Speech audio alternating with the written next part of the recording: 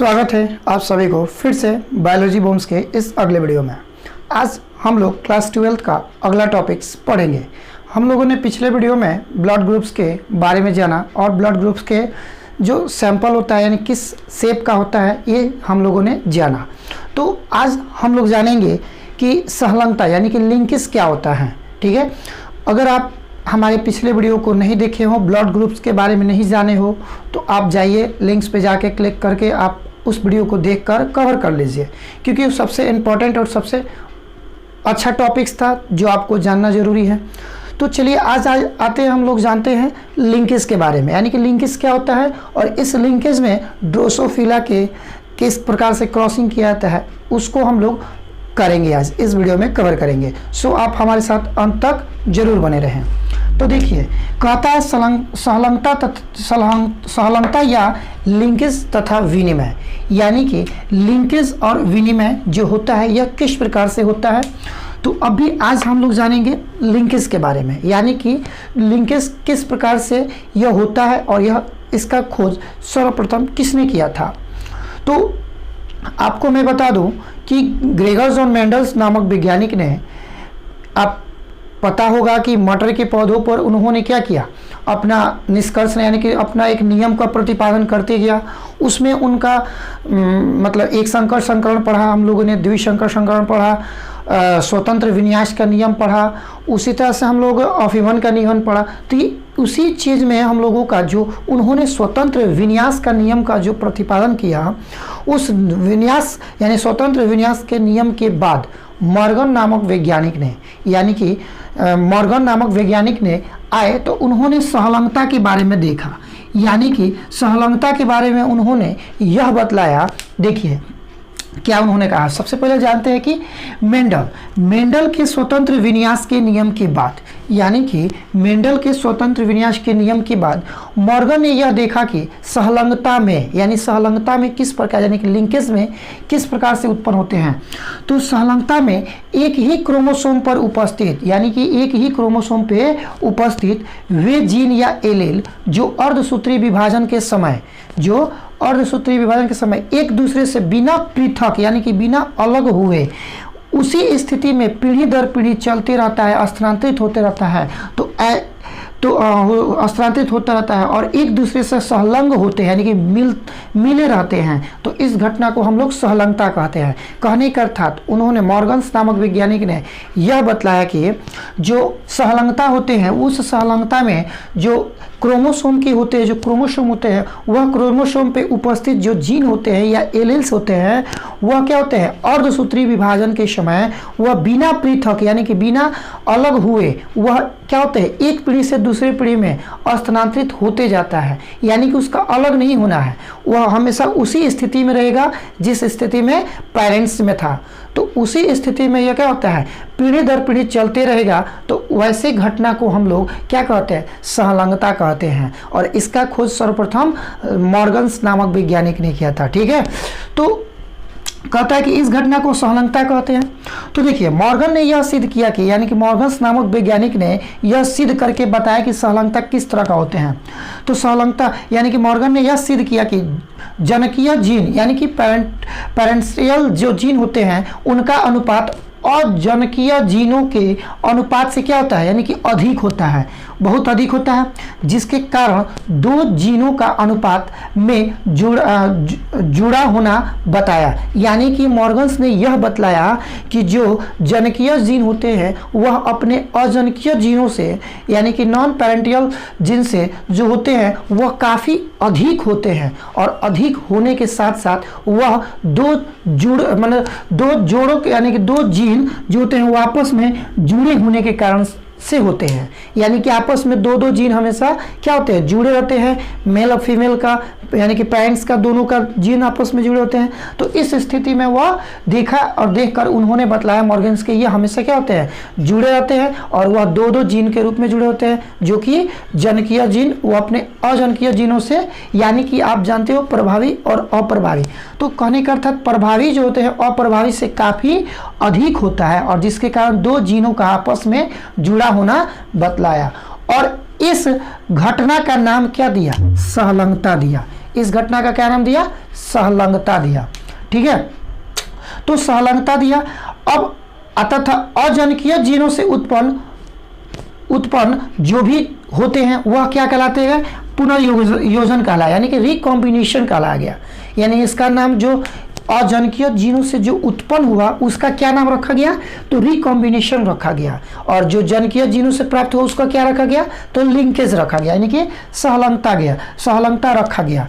तो ये था हम लोगों का लिंकेज के बारे में। यानी कि लिंकेज को हम लोग जानते हैं कि मॉर्गन्स ने सिद्ध किया था, ये बतलाया था कि जो एक ही प्रकार के जो क्रोमोसोम होते हैं उस पर उपस्थित जो जीन होते हैं वह जीन बिना पृथक यानी कि बिना अलग हुए वह पीढ़ी दर पीढ़ी चलते रहता है तथा संलग्न हो जाते हैं, यानी कि आपस में मिल जाते हैं। तो ऐसी घटना को हम लोग क्या कहते हैं? सहलंगता कहते हैं। और सहलंगता का साथ ही साथ यह किसके नियम के बाद? तो मेंडल के स्वतंत्र विन्यास के नियम के बाद देखा गया, तो यह उत्पन्न हुआ। और मॉर्गन्स ने यह सिद्ध करके दिखाया कि जो जनकीय जीन होते हैं वह अपने अजनकीय जीनों से क्या होते हैं? काफ़ी अधिक होते हैं। और हमेशा वह मतलब दो जुड़े रूप में जुड़े, यानी दो ठो जीन आपस में जुड़े रहते हैं। वो मेल और फीमेल का हमेशा क्या होता है? वह जीन हमेशा जुड़ा रहता है। इसी को हम लोग सहलंगता कहते हैं। अब हम लोग जानेंगे कि ड्रोसोफिला में किस प्रकार से क्रॉसिंग ओवर होता है, यानी किस प्रकार से क्रॉसिंग किया जाता है। क्योंकि ड्रोसोफिला एक प्रकार का जीव है जिसमें सफ़ेद रंग के आँख वाले और लाल रंग के आँख वाले दो ड्रोसोफिला के बीच जब क्रॉसिंग किया जाता है तो उसमें उत्पन्न जो उनके संतान होते हैं वह मतलब समझिए कि सभी 25-25% क्या होते हैं? उत्पन्न होते हैं। यानी कि 50% मेल और 50% फीमेल होते हैं, जिसमें से ये लिंकेज को हम लोग दर्शाते हैं, जो कि आप जानते हो कि ड्रोसोफिला के लिंकेज 4 होते हैं। ये लिंकेज कहने का अर्थात ये रंग रूप को दर्शाने वाला होता है, जो कि हम लोग पढ़े होंगे बहुविकल्पता में, हम लोग पढ़े होंगे। जैसे मानव रुधिर वर्ग का होता है चार होते हैं, उसी तरह से हमने बताया था कि खरगोश के रंग का क्या होता है? एक से एक या एक से 4 से अधिक उनके बहुविकल्पता होते हैं। तो उसी तरह से ये भी सहलंगता में होते हैं। ड्रोसोफिला में 4 होते हैं, जो कि वह अर्धगुणसूत्री के रूप में पाया जाता है, यानी कि n के रूप में 4 होता है। जब इसको हम लोग यानी कि समसूत्री में लेते हैं तो 2n में लेते हैं तो 2 × 4 = 8 हो जाता है इसकी टोटल संख्या। तो ये था आप लोगों का लिंकेज के बारे में। आप इसको नोट कर सकते हैं या स्क्रीनशॉट ले सकते हैं। देखिए दोस्तों, अब कहने का अर्थात मॉर्गन का ड्रोसोफिला में सहलंगता, यानी कि हमने जस्ट अभी बताया कि ड्रोसोफिला के बारे में मॉर्गन्स नामक यानी कि सहलंगता के बारे में मॉर्गन्स ने बतलाया। और हमने जस्ट अभी बतलाया कि आपको ड्रोसोफिला का किस प्रकार से हम लोग क्रॉसिंग ओवर करेंगे, आज उसको हम लोग इसमें कवर करेंगे। तो देखिए, यानी कि ड्रोसोफिला को मॉर्गन्स ने ही देखकर बतलाया कि इसमें किस प्रकार से उत्पन्न संतानें होते हैं। तो देखिए, कहने का अर्थात ये जो मॉर्गन्स नामक वैज्ञानिक थे, वह कहाँ से उनकी मतलब उनकी जो भी पढ़ाई हुई है वो कहाँ से हुई है? तो कोलंबिया विश्वविद्यालय के यह एक प्रसिद्ध वैज्ञानिक है। कोलंबिया विश्वविद्यालय के यह प्रसिद्ध वैज्ञानिक, जिनका पूरा नाम थॉमस हंट मार्गन है, जिन्होंने ड्रोसोफिला पर शोध कार्य के समय सहलंगता के बारे में क्या किया था? खोज किया था। सहलंगता एक प्रकार का जीव है जिसमें सफ़ेद रंग और लाल रंग के उनके आँख जो थे वह उस दोनों को उत्पन्न करने के लिए उन्होंने क्या किया? शोध किया और शोध करके देखा। तो इस शोध के अंतर्गत मॉर्गन्स को जो मिला वह सन 1933 ईस्वी में नोबेल पुरस्कार से पुरस्कृत किया गया, यानी उनको सम्मानित किया गया। किस चीज़ के लिए? तो ड्रोसोफिला में सहलंगता को देखने के लिए। यानी कि ड्रोसोफिला में सहलंगता को जांच करने के लिए मॉर्गन्स ने क्या किया? मॉर्गन्स को क्या किया गया? 1933 में उनको नोबेल पुरस्कार से पुरस्कृत किया गया। क्यों पुरस्कृत किया गया? क्योंकि इनकी ये जो ड्रोसोफिला में सहलंगता था ये काफ़ी अच्छा से इसकी मान्यता मिला, जिसके कारण से यह अच्छा चला, इसलिए इनको नोबेल पुरस्कार सन 1933 में मिला। ठीक है, तो कहता है कि ड्रोसोफिला में जो जीन या एलील्स थे, यानी कि जो भी जीन उनका था, ड्रोसोफिला में था, वह क्या थे, वे आँखों के रंग को प्रदान करने वाले थे। यानी जो उनके अंदर ड्रोसोफिला के अंदर जो जीन होता है, वह जीन क्या करता है, उनके रंग को प्रदर्शित करता है। वह भी रंग जो करता है किस चीज़ को करता है, तो आइज को करता है, यानी कि आँख को करता है। ये आँख को रंग में बदलते रहता है, जैसे कि लाल होता है, सफ़ेद होता है, इस चीज़ को वो क्या करता है, बदलता है।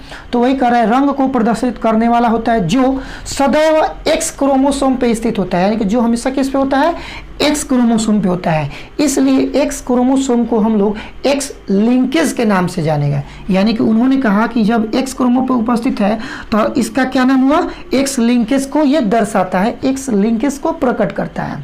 और यही एक्स आप जानते हो कि एक्स क्रोमोसोम को हम लोग लिंग क्रोमोसोम के नाम से जानते हैं। तो वही कह रहा है कि एक्स क्रोमोसोम एक प्रकार का क्या है, लिंग क्रोमोसोम है, यानी कि सेक्स क्रोमोसोम है, जो इसी कारण से लिंग सहलंगता माने इसी कारण से इसको क्या कहा गया, लिंग सहलंगता कहा गया।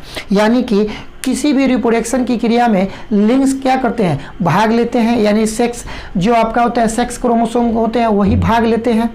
तो वो भाग लेने के कारण, यानी वही भाग लेते हैं, इसी कारण से इसका नाम क्या रखा गया, लिंग सहलंगता रखा गया। और अब इसमें देखिए कि किस प्रकार से जो भी थे। तो कह रहा है कि ड्रोसोफिला में जो आँखों का लाल रंग का प्रदान करने वाले जो जीन थे, वह क्या थे, प्रभावी थे, प्रभावी या वाइल्ड थे। ये प्रभावी जो होते हैं यही क्या होते हैं, रंग को बदलते रहते हैं, और प्रभावी हमेशा बदलता नहीं है। तो ये क्या करते हैं, प्रभावी हमेशा वाइल्ड के रूप में, यानी कि वाइल्ड हो या प्रभावी हो, ये लाल रंग के क्या करता है, प्रदर्शित करता है आँख को। तो कहता है कि इसमें लाल रंग माने इसमें लाल रंग वाले आँख जो कि एक कैपिटल W और एक हुक के जैसा बनाया गया है, और सफ़ेद रंग वाले आँख को यानी कि दोनों WW से सूचित किया गया। जब इसके बीच क्रॉस किया गया तो इसमें 50-50% लाल और सफ़ेद, यानी कि 50% मेल और 50% फीमेल उत्पन्न हुए, जो दोनों कलर के थे। और यही उत्पन्न हमारा लिंकेज कहलाता है। लिंकेज हमेशा एक हुक के समान होता है, जो कि हमने यहाँ पे बनाया है।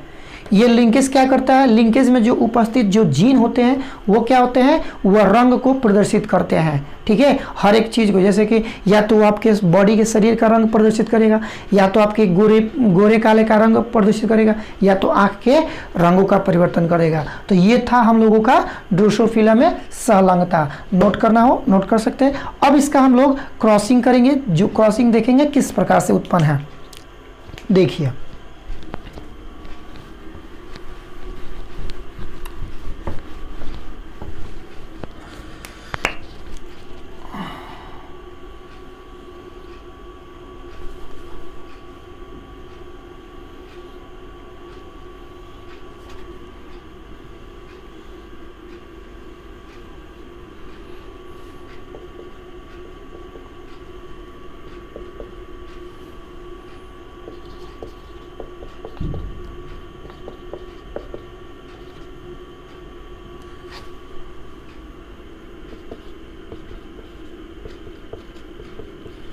ये है वाइट आइज और ये है रेड आइज। कहने का अर्थात सफ़ेद आँख हो गया, ये आपका क्या हो गया, लाल आँख हो गया।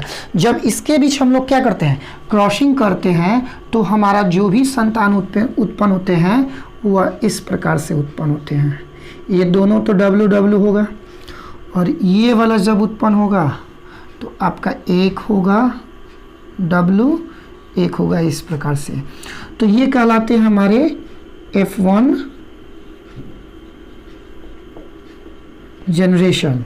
तो इसको हम लोग रेड के नाम से जानते हैं, रेड आँख वाले को जानते हैं। ठीक है, ये क्या करता है, ये जो हमारा होता है ये वाइट होता है, क्योंकि ये अपोजिट होता है, इसका उल्टा हो जाता है। हो गया, चलिए देख लो इसका। अब हम लोग इसका जब सेकेंड पीढ़ी निकालेंगे तो ये उत्पन्न होगा। अगर आप हमारे मोनोहाइब्रिड क्रॉस को करना सीखे होंगे तो आप आसानी से इसको कर सकेंगे। अगर वो वीडियो नहीं देखे हो तो आप जाकर देख सकते हैं, बायोलॉजी बूम्स सर्च कर सकते हैं।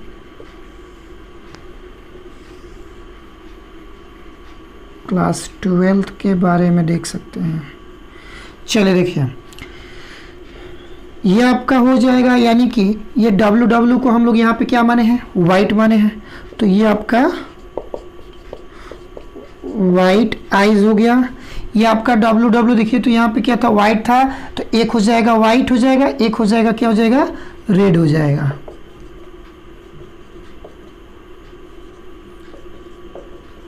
एक यहाँ पे रेड है तो रेड हो जाएगा। ये आपका क्या हो जाएगा, ये भी आपका रेड ही ना होगा। हाँ ठीक है, ठीक है। अब कहने का अर्थात ये जो होगा ये क्या होगा, तो मेल होगा, ठीक है। ये वाइट वाला भी क्या होगा, मेल होगा। ये क्या होगा, फीमेल होगा। ये क्या होगा, ये भी फीमेल होगा। ये आपका क्रॉसिंग ओवर है, देख सकते हैं। ये लिंकस का हम लोग ड्रोसोफिला यानी कि ड्रोसोफिला का क्रॉसिंग ओवर देख सकते हैं, आप इसको नोट कर सकते हैं। चलिए, अगर ये वीडियो आपको अच्छा लगा हो तो ज़रूर लाइक कीजिए, साथ ही साथ अगले वीडियो का भी आप वेट कीजिए। अब इसमें हम लोग पढ़ेंगे मकई में संलग्नता, फिर संलग्नता के प्रभाव, कारण, ये जो भी है इसमें हम टोटल अगले वीडियो में हम लोग कवर करेंगे। तब तक के लिए हमें आज्ञा दीजिए और जरूर इस वीडियो को शेयर कीजिए।